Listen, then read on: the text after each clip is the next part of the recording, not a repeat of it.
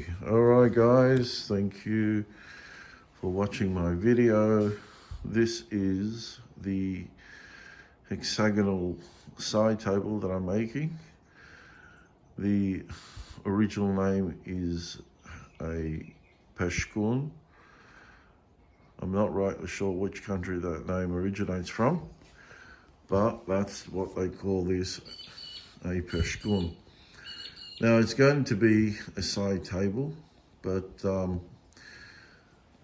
this in fact should be a stool because it's the same height as a stool, which is 18 inches.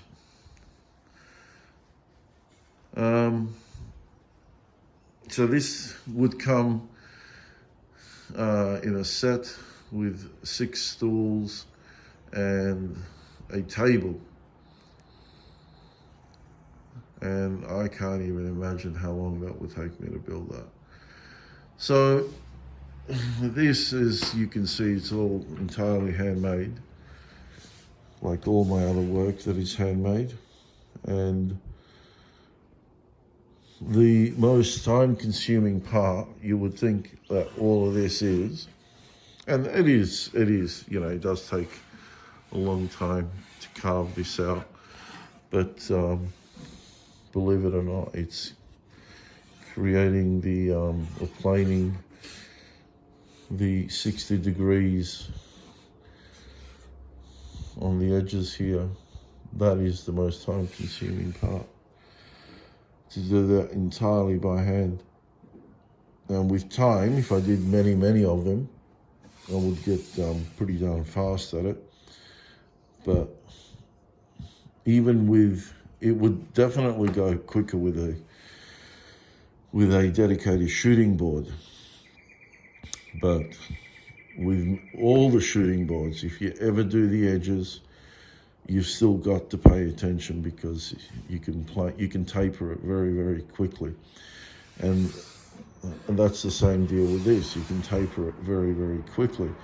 So you've got to always be aware, and you've got to balance things out and make it 100% straight, which I use either this straight edge to check the straightness of my work, or just use this. Either way, whatever it is that I use, I just check it to make sure it's straight. So this is a dry fit.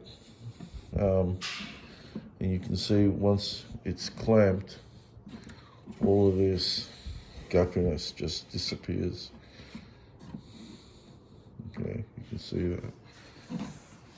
Actually, there's no gap here whatsoever. No gap there either. So now what I've got to do is that I've got to stain it. And you can destroy it completely by staining it. So you've got to know what you're doing. You've got to know how to stain porous timbers. You've got to know how to stain in general. But porous timbers are the nastiest to stain. But that's what's next up on the list. And you've noticed here that I've also raised the table. Okay, so I've raised the table to my height, to what's going to suit me, and this is 40 inches. I know Paul Sellers has his about 38, so he must be fairly tall. He must be 6 foot. I'm 5'9". If I was to do his style of workbench, I guess I would have to be somewhere around about 35. Yeah, probably about a 35, 36 inch height.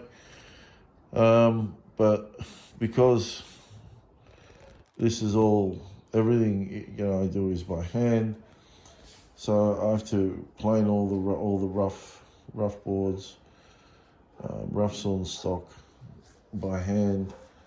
Therefore, my bench needs to be much lower. So it's It's somewhere around 30, 31 inches. But for this sort of work, and you know, even for chopping out dados and stuff like that, it's brilliant having a high workbench, because I don't have to crouch over this stuff.